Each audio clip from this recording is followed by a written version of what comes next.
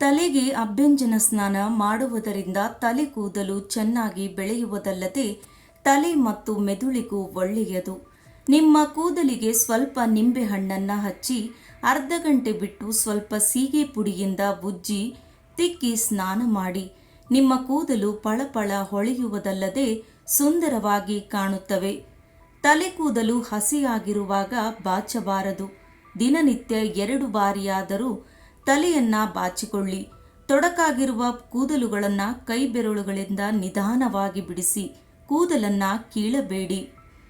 ತಲೆಯಲ್ಲಿ ಹೊಟ್ಟು ಹೆಚ್ಚಾಗಿದ್ದರೆ ಸ್ವಲ್ಪ ಹುಣಸೆ ನೀರಿಗೆ ಬೆಲ್ಲದ ಪುಡಿಯನ್ನ ಸೇರಿಸಿ ಕುದಿಸಿ ತಲೆಗೆ ಹಚ್ಚಿ ಸ್ನಾನ ಮಾಡುವುದರಿಂದ ತಲೆಯ ಹೊಟ್ಟು ನಿವಾರಣೆಯಾಗುತ್ತದೆ. ಕೂದಲಿನ ತುದಿ ಸೀಳಿದ್ದರೆ ತುದಿಯನ್ನ ಕತ್ತರಿಸಿ. ಹೀಗೆ ಮಾಡುವುದರಿಂದ ಕೂದಲುಗಳು ಚೆನ್ನಾಗಿ ಬೆಳೆಯುತ್ತವೆ. ಕಡಲೆ ಹಿಟ್ಟು ಮತ್ತು ಮೊಸರನ್ನ ಸೇರಿಸಿ ಕೂದಲನ್ನು ತೊಳೆಯಿರಿ. ಇದರಿಂದ ಕೂದಲಿನ ಕಾಂತಿ ಹೆಚ್ಚುತ್ತದೆ. ಅರ್ಧ ತೆಂಗಿನಕಾಯಿ ತುರಿಯನ್ನು 1 ಲೋಟ ಬಿಸಿ ನೀರಿನಲ್ಲಿ ಹಾಕಿ ಕಲಸಿ ಸೋಸಿ ಅದಕ್ಕೆ ಹಾಲು ಮತ್ತು ನಿಂಬೆ ರಸ ಸೇರಿಸಿ ನಂತರ ಅದನ್ನು ತಲೆಗೆ ಹಚ್ಚಿ ಚೆನ್ನಾಗಿ ಮಸಾಜ್ ಮಾಡಿಕೊಳ್ಳಿ. ಸ್ವಲ್ಪ ಹೊತ್ತು ಬಿಟ್ಟು ತಲೆ ಸ್ನಾನ ಮಾಡಿರಿ. ಇದರಿಂದ ಕೂದಲು ಉದುರುವುದು ಕಡಿಮೆಯಾಗುವುದಲ್ಲದೆ ಕೂದಲು ಸೊಂಪಾಗಿ ಬೆಳೆಯುತ್ತವೆ. ತಲೆ ಕೂದಲು ಗಟ್ಟಿಯಾಗಿ ನೆಲೆಯೂರಲು ತಲೆಯನ್ನು ನಿತ್ಯ ಮಸಾಜ್ ಮಾಡಬೇಕು. ಇದೊಂದು ರೀತಿಯ ವ್ಯಾಯಾಮ. ಈ ರೀತಿಯಾಗಿ ಮಾಡುವುದರಿಂದ ಕೂದಲಿನ ಬೇರಿಗೆ ರಕ್ತ ಸರಳವಾಗಿ ಹರಿಯುತ್ತದೆ.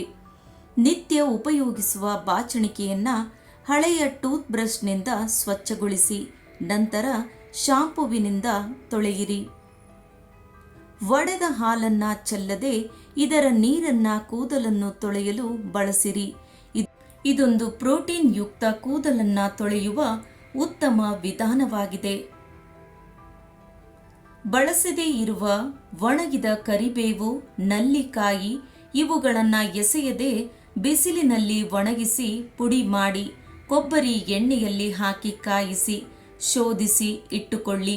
ಈ ರೀತಿಯಾದ ಎಣ್ಣೆಯನ್ನ ಕೂದಲಿಗೆ ಹಚ್ಚುವುದರಿಂದ ಕೂದಲು ಸೊಂಪಾಗಿ ಬೆಳೆಯುತ್ತವೆ.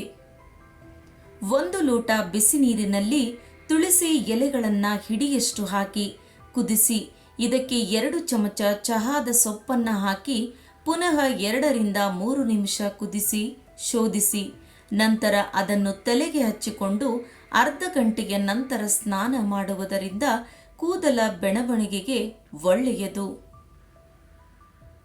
ಸ್ನೇಹಿತರೆ, ಈ ಮಾಹಿತಿ ನಿಮಗೆಲ್ಲ ಇಷ್ಟವಾಗಿದ್ದರೆ ಈ ವಿಡಿಯೋಗೊಂದು ಲೈಕ್ ನೀಡಿ. ಕೇಳಿದ್ದಕ್ಕಾಗಿ ಧನ್ಯವಾದಗಳು.